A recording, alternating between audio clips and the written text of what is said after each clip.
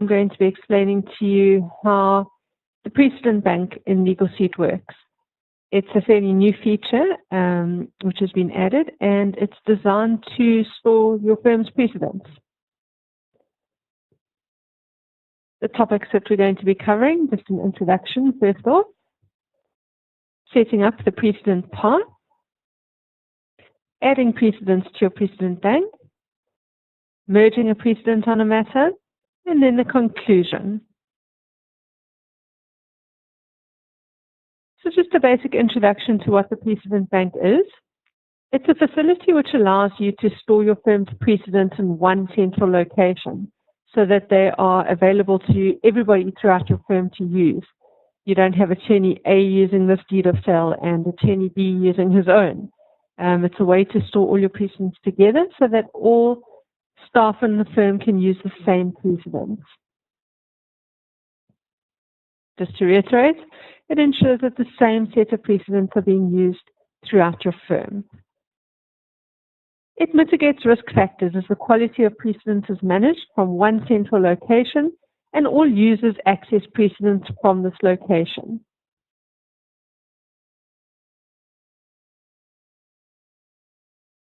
Setting up the Precedent Bank path. This is important because this is where the precedents are going to be saved that you drag and drop from your personal computer. So in other words, if you're dragging and dropping from your C drive, this is where the precedents are automatically going to be saved. So the Precedent Bank path, in other words, where the documents are saved when they're dragged and dropped into the Precedent Bank, is set up by going to Setup, Program Settings, and the Miscellaneous tab. You'll note that in my example here, the precedent location is hmerged precedents /. This is why it is so important that everybody's LegalSuite icon is set up the same in your firm. So if your LegalSuite icon is set up as LSW and the lady sitting next to you, hers is set up as ZLSW, it's going to cause a problem when you try and access those precedents because they won't be in the same location. So just bear that in mind. Just take a walk around your office, make sure everybody's LegalSuite icons are pointing to the same location. You're welcome to give us a shout if you aren't sure. You can speak to any of the IT technicians or any of the support desk people. Adding precedents. Once the path of the precedents has been set up in your program settings, documents can now be added to the Precedent Bank by dragging and dropping from any location on your PC. So you can drag and drop from your C drive, your D drive, your E drive, wherever, because the minute you drag and drop them into the Precedent Bank, they're going to be added to that path that we spoke about just now. A copy of the document will automatically be saved into the precedent location as set up in your program settings. And the beauty of this is that the original precedent stays on your computer. So if I drag and drop from my C drive into the Precedent Bank, it creates a copy of that document in the Precedent Bank. And now everybody can access it. So you aren't sitting with a precedent on your C drive that nobody else can use. Obviously, having said that, any amendments made to the precedents should be done from the Precedent Bank itself. And just to ensure that all users are able to access the latest revisions of the precedents. So in other words, you're not updating one that's on your C drive and forgetting to drag and drop it onto the Precedent Bank to update the one that everybody else in your firm is using.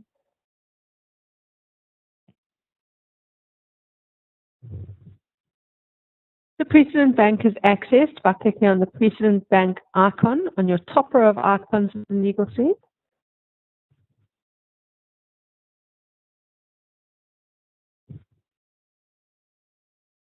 Adding precedents. When accessing the Precedent Bank for the first time, obviously you're not going to have any documents in there, so a couple of the icons are going to be grayed out. The View, Search, Upload, and Assemble icons will be grayed out, as there are no documents to perform any of these actions on.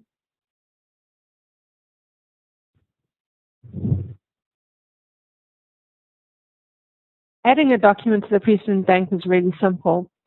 what you need to do is have the Precedent open, the Precedent Bank screen open on your desktop. And then what you do is you open the folder from My Computer where your documents are stored. All you do is you grab a hold of the document that you want to add to the Precedent Bank, grab a hold of it by clicking your left mouse button and keeping it down, drag it across onto the Precedent screen. You'll see you'll get a little plus sign, and then drop it.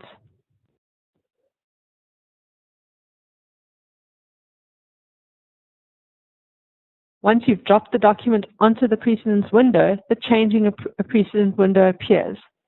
You can obviously here amend the description of your document and add in keywords which will assist users who are searching the Precedent Bank for specific keywords. If you have a look at the bottom of the Precedent screen on the right, you can see at the bottom that there are keywords that you can search for. If you double click on the revision line, we'll get some further information.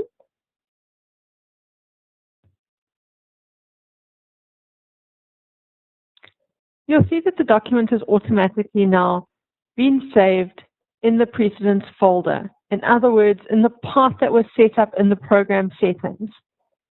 And obviously, it's very important at this stage to make sure that this folder does get backed up, because you wouldn't want to lose all your precedents. So just make sure that that Precedents folder does get backed up with your other folder backups.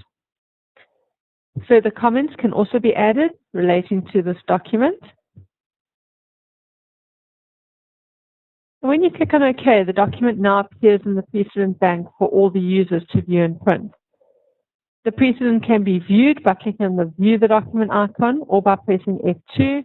This will open the Word document.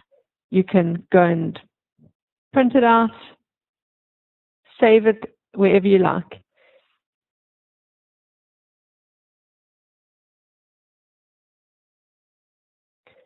At this stage, if you have a look at the row of icons on the Precedent screen, the first icon is to view the document.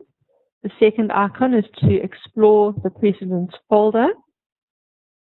The third icon is to upload precedents to our website. And the last icon is to download precedents from our website. We will be adding various precedents in the next couple of days. And if you want to download them to have a look, you're more than welcome to. You'll also notice that there's an assemble document on the right-hand side, the puzzle and the piece of paper. Precedents can be assembled. But at this stage, I'd like to just remind you that the point of the Precedent Bank is not to replace the merging feature in Legal Suite. Fee notes, file notes, reminders, events, none of those things can be linked to precedents. Obviously, if you merge a precedent, I'll take you through that on the next screen. But when you click on Assemble, you can select the matter, and the precedent will get saved in the document log for that matter. But there's very little functionality when it comes to fee notes, file notes, and reminders. Actually, none at all that's linked to the precedents. If you find that you are going to use a precedent and you're constantly having to replace variables in that precedent, then rather add it to the relevant document set in Legal Suite. That way, you can link fee notes and file notes and everything else. So once you've clicked on the Assemble icon and you've located the matter that you want to merge your precedent on, all you need to do is highlight it and then click on the Select button at the bottom of the screen to select that particular matter. Once it's assembled, the document will then automatically be saved in the document log for that matter, and you can obviously view it again and again.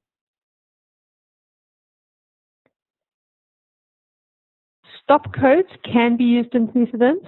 So an example of a stop code is what appears below. You can type in anything in double square brackets, and when you're merging the document, a window will appear, and it'll ask you to input that information. So I've said, enter the date of signature. If I copy and paste that line into my precedent, when I merge, a screen will come up saying, enter the date of signature. I can then type in that information, and it'll appear in that spot in my document. And again, we've said the Precedent Bank is not designed to replace the merging of documents on matters, as no fee notes, file notes, or reminders are associated with the precedents. Just to conclude then, the Precedent Bank allows for the organization and collation of precedents in your firm. Mitigate risk factors by ensuring the same precedents are being used throughout your firm. And the Precedent Bank is not meant to replace the merging of documents. Thank you for listening to my webinar. If you've got any queries or feedback, please feel free to email me or phone me at the office. Thank you for listening.